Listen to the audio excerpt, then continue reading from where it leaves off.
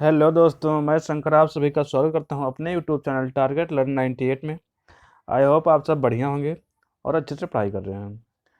जैसा कि आप सब देख रहे होंगे, केवीएट का जो एग्ज़ाम चल रहा है उसमें हिंदी सब्जेक्ट, हिंदी विषय से एनसीईआरटी के जो हिंदी सब्जेक्ट है उससे 4-5 क्वेश्चन आपकी परीक्षा में देखे जा सकते हैं।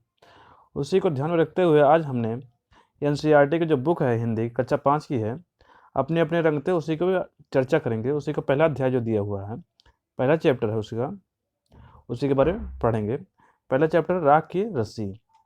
अब इससे जो 21 तारीख को पहला पेपर हुआ था उसके सुबह में डायरेक्ट एक क्वेश्चन पूछा था कि तिब्बत के जो ये सेंगोन राजा हैं वो किस नंबर के थे। ये 32वें, इसी हिसाब से क्वेश्चन आ रहे हैं।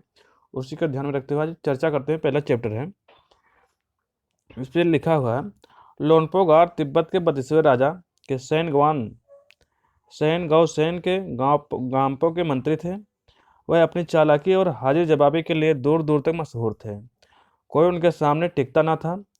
चैन से जिंदगी चल रही थी, मगर जब से उनका बेटा बड़ा हुआ था, उनके लिए चिंता का विषय बना हुआ था। कारण यह था कि वह बहुत भोला था। होशियारी उसे छूकर भी नहीं गई थी।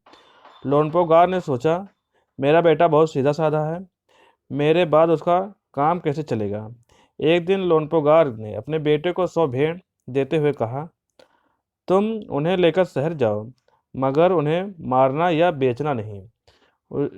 इन्हें इन्हें वापस लाना, और 100 जौ के बोरे के साथ मतलब वापस आना, 100 जौ के बोरे लाना, वरना मैं तुम्हें घर में नहीं घुसने दूंगा। इसके बाद उन्हें बेटे के शहर की तरफ रवाना किया। लोनपोगार का बेटा शहर पहुंच गया, मगर इतने बोरे जो जौ खरीदने के लिए उसके पास रुपया ही कहाँ थे। वह इस समस्या को सोचने विचारने के लिए सड़क किनारे बैठ गया, मगर कोई हल उसकी समझ में नहीं आ रहा था। वह बहुत दुखी था। तभी एक लड़की उसके सामने आ खड़ी हुई। क्या बात है, उसने पूछा, तुम इतने दुखी क्यों हो। लोनपोगार के बेटे ने अपना हाल कह सुनाया। इतने इनमें इतना दुखी होने की कोई बात नहीं है, मैं इसका हल निकाल दूंगी। इतना कहकर लड़की ने भेड़ों के बाल उतारने और उन्हें बाजार में बेच दिया।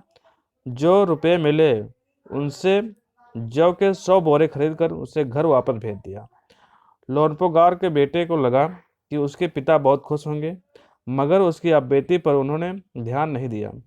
वह उठकर कमरे से बाहर चले गए।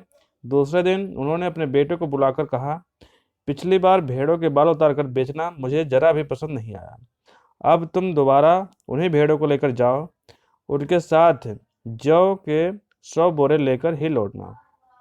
एक बार फिर निराश निराश लोनपोगार का बेटा शहर में उसी जगह जा बैठा। ना जाने क्यों उसे यकीन था कि लड़की उसकी मदद के लिए जरूर आएगी, और कुछ कुछ हुआ भी ऐसा ही। वह लड़की आई। उसने उनसे उसने उनसे अपनी मुश्किलें कह सुनाई। अब तो बिना जौ के 100 बोरे मेरे पिता मुझे घर नहीं घुसने देंगे। लड़की सोचकर बोली, एक तरीका है। उसने भेड़ों का सींग काट दिया। उन्हें बेचकर जो रुपए मिले उनसे 100 बोरे जौ खरीदे। बोरे लोनपोगार के बेटे को सौंप कर लड़की ने उसे घर भेज दिया।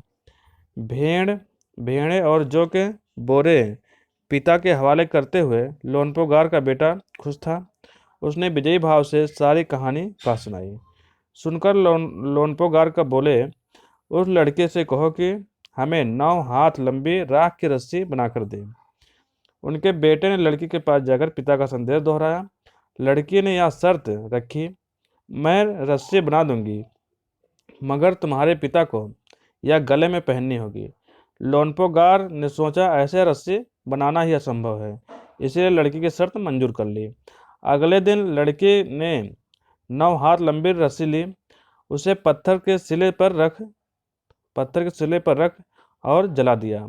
रस्सी जल गई, मगर रस्सी के आकार की राख बच गई। इसे वह इसे वह सिल समेत लोनपोगार के पास ले गई, उन्हें पहनने के लिए कहा। लोनपोगार रस्सी देखकर चकित रह गए। वह जानते थे कि राख की रस्सी गले में पहनना तो दूर, उसे उठाना भी मुश्किल है। हाथ लगते ही वह टूट जाएगी। लड़की की समझदारी के सामने उनकी अपनी चालाकी धरी रह गई। बिना वक्त गवाए लोनपोगार ने अपने बेटे की शादी का प्रस्ताव लड़की के सामने रख दिया। धूमधाम से उन दोनों की शादी हो गई। आपके सामने फिगर दिख रहा होगा। अब देखिए इसके बारे में और नीचे लिखा हुआ, इतना ये चैप्टर के बारे में था। इसके नीचे लिखा हुआ उन दोनों जो नाम दो, मतलब जो लड़की और लड़का था उनका नाम उसमें नहीं दिया हुआ है, उसके बारे में नीचे बताया हुआ है। आयमा, डाबा, मिगमार, लाखपा और नोखो, ये सब नाम वहाँ तिब्बती नाम है, इन सब पे रखा जा सकता है। अब देखिए इसमें नाइमा जो लिखा है, नाइमा नाम दिए जा सकते हैं। नाइमा नाम किसको दिया? रविवार को जन्म लेने वाले बच्चों को दिया जाता है। और ये देखिए सोमवार को जन्म लेने वाले बच्चों का नाम डाबा रखा जाता है। ये भी आपसे पूछ सकता है। डाबा, लड़की और लड़का दोनों को नाम रखा जा सकता है। तिब्बती भाषा में डाबा का मतलब होता है सोमवार या चांद। और इसके बारे में नीचे दिया हुआ है। और बुद्ध बुद्ध स्त्री पुरुष दोनों के लिए नामकरण कर सकते हैं। तारा, तारा का तिब्बती नाम है ये। और तिब्बत के बारे में इसके में चर्चा की हुई है।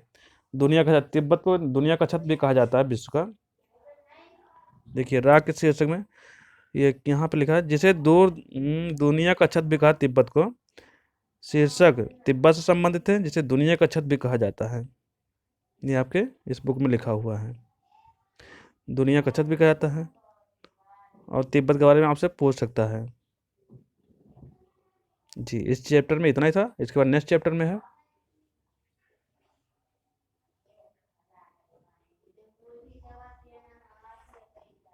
का त्योहार। इसमें ये देखिए लिखा हुआ, सारा दिन बोरसी के आगे बोरसी के आगे बैठकर हाथ तपते हुए गुजर जाता है। कहाँ तो खिचड़ी के समय धूप की गर्माहट की शुरुआत चाहिए, और यहाँ पर सूरज का इंतजार में आस लगाए बैठे हुए हैं। पूरे 10 दिनों हो गए सूरज लापता है। आज सुबह तो रजाई से निकलने का ही मन नहीं हो रहा था। बाहर देखने से तो समय का अंदाज़ा बिल्कुल नहीं हो रहा था, लेकिन घर में हो रही चहल पहल अब पता चल रही है। रह रहकर कानों में काफ़ी चापाकल के चलने के, पानी गिरने की आवाज़, कहीं किसी के हाँक लगाने की आवाज़ आ रही थी। जा भाग कर देख केरा का पत्ता आयल की ना। जा भाग कर देख केरा के पत्ता आयल की ना। आयल, आज ये लोग उठे के नहाई का। बोल जल्दी तैयार होकस, अब तो उठने में ही भलाई है। नहा धोकर हम सभी एक कमरे में इकट्ठा हुए। दादा और चाचा ने क्या सफ़ेद चकाचक मार लगी धोती और कुर्ता पहना हुआ था। खिचड़ी में ऐसन ठाठ हम पहले कबहू ना देख नहीं रहा। देख कनकना देता। पापा ने कहा शायद आज धोती में उन्हें ठंड बहुत ज़्यादा लग रही है। सामने माचिस पर खादी के सफ़ेद साड़ी पहने हुए दादी बैठी थी। आज दादा ने अपने बाल धोए थे। दादी ने अपने बाल धोए थे। झक सफ़ेद सेमल से रुई जैसे हल्के फुल्के बाल। और गौर से देखने पर भी एक काला बाल नज़र नहीं आता। बिल्कुल धुली धुली सी लग रही थी दादी।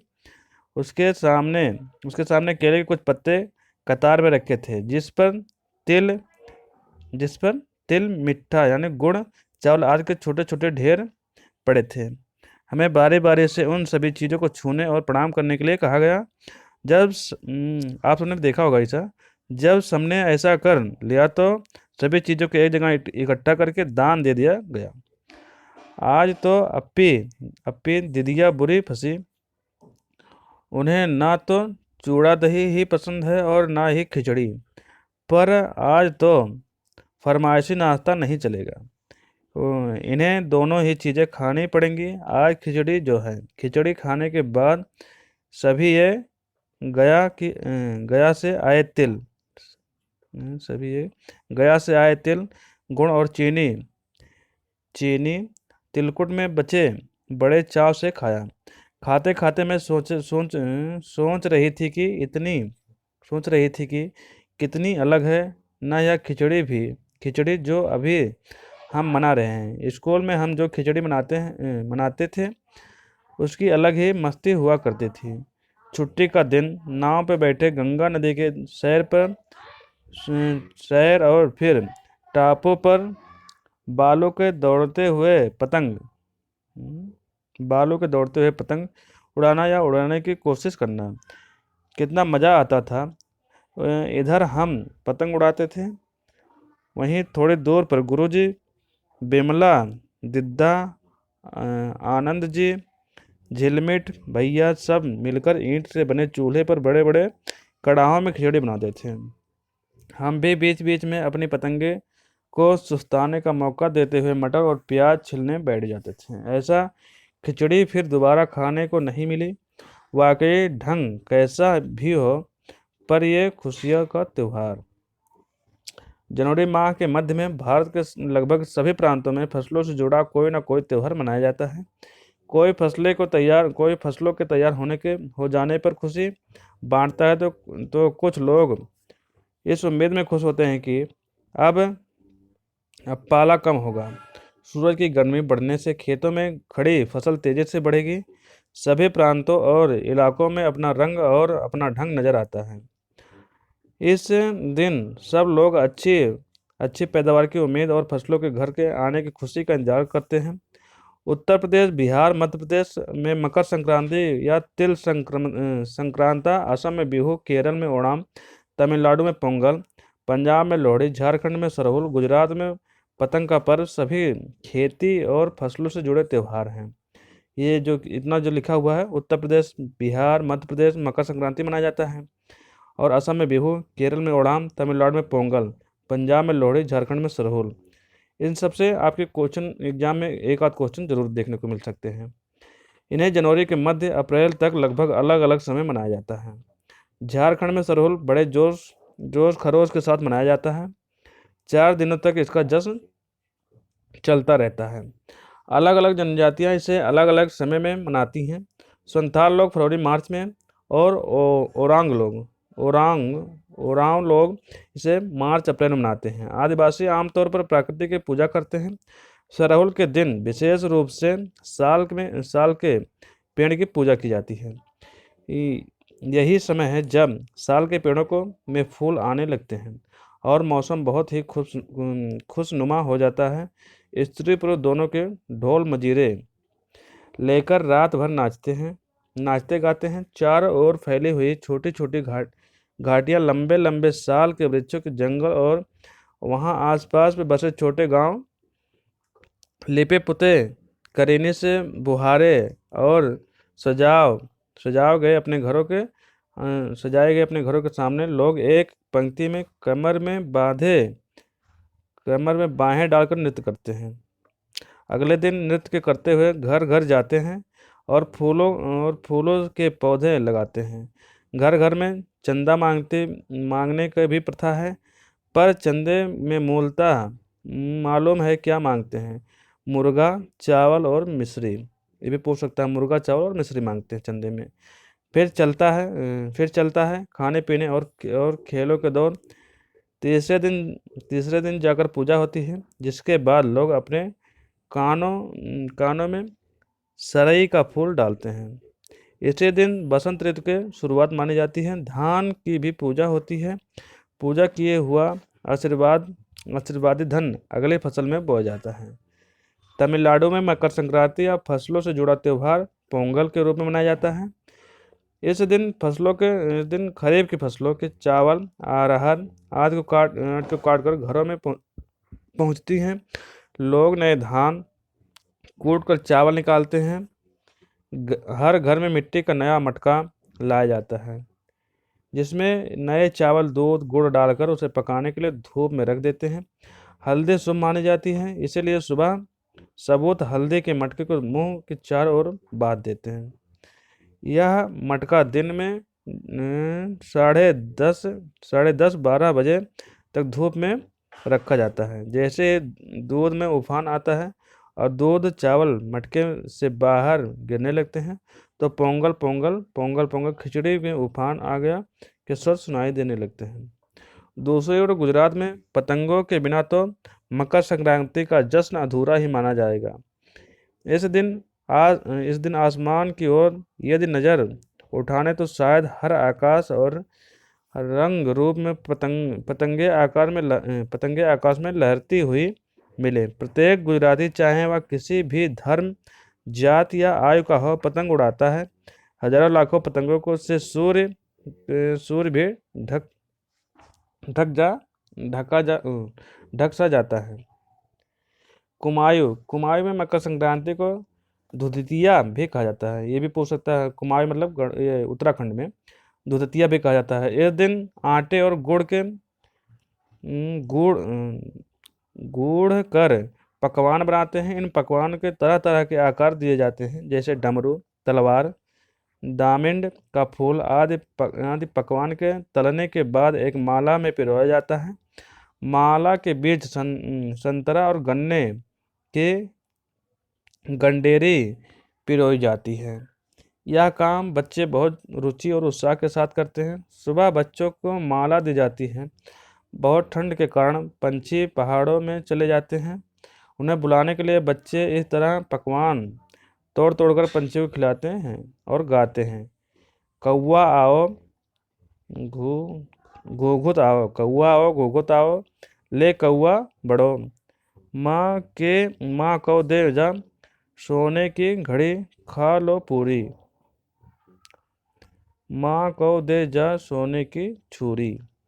इसके साथ ही जिस चीज़ की कामना हो वह मांगते हैं ना। कितने अलग अलग अंदाज मकर संक्रांति मनाने के।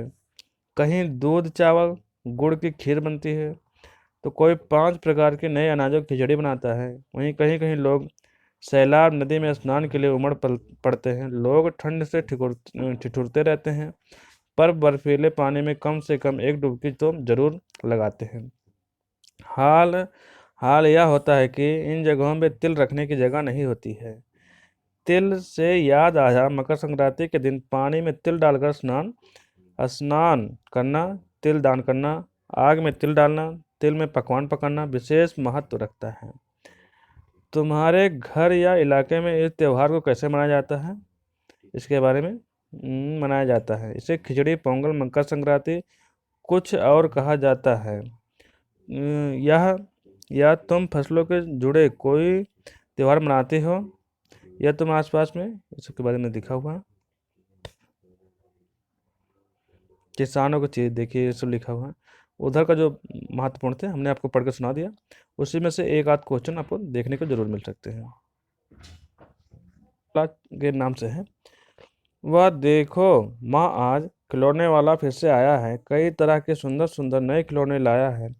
हरा हरा तोता पिंजड़ा में, गेंद एक पैसे वाली, छोटी सी मोटर गाड़ी है सर सर सर चलने वाली, सीटी भी है कई तरह के सुंदर खेल, चाबी भर देने से भक भक करती चलने वाली रेल, गुड़िया भी है बहुत भली सी, पहने कानों में बाली, छोटा सा टी सेट है, छोटे छोटे लोटा थाली, छोटे छोटे धनुष बाण हैं छोटी छोटी तलवार, नए खिलौने ले लो भैया, जोर जोर से रहा पुकार, ले ली है मोहन ने मोटर गाड़ी, मचल मचल सरला कहती है माँ से लेने को साड़ी, कहीं खिलौने वाला भी माँ क्या साड़ी ले आता है, साड़ी तो वह कपड़े वाला कहीं कभी कभी देर से जाता है। अम्मा तुमने तो ला करके मुझे दे दिए पैसे 4, कौन खिलौना लेता हूँ मैं, तुम भी मन के करो विचार, तुम सोचोगे मैं ले लूँगा तोता बिल्ली मोटर रेल, पर माँ ये मैं कभी न लूँगा, ये तो हैं बच्चों के खेल। मैं तलवार खरीदूँगा माँ, या मैं लूँगा तीर कमान। जंगल में जा किसी किसी तड़का को मारूँगा राम समान। ताड़का को मारूँगा राम समान। तपस्वी यज्ञ करेंगे, असुरों को मैं मार भगाऊँगा। ये तो यूँ ही कुछ दिन करते करते रामचंद्र बन जाऊँगा। यही रहूँगा कौशल्या में, तुमको यहीं बनाऊँगा। तुम कहा दोगे बन जाने को, हंसते हंसते जाऊँगा। पर माँ बिना तुम्हारे वन में मैं कैसे रह पाऊँगा। दिन भर घूमूँगा जंगल में, लौट कहाँ पर आऊँगा। किससे लूँगा पैसे, रूठूँगा तो कौन मना लेगा। कौन प्यार से बिठा गोद में, मन चाही चीज़ें देगा। ये किसने लिखा? सुमिंद्रानंद चौहान ने। ये तीसरा चैप्टर था आपके सामने जो हमने पढ़ा।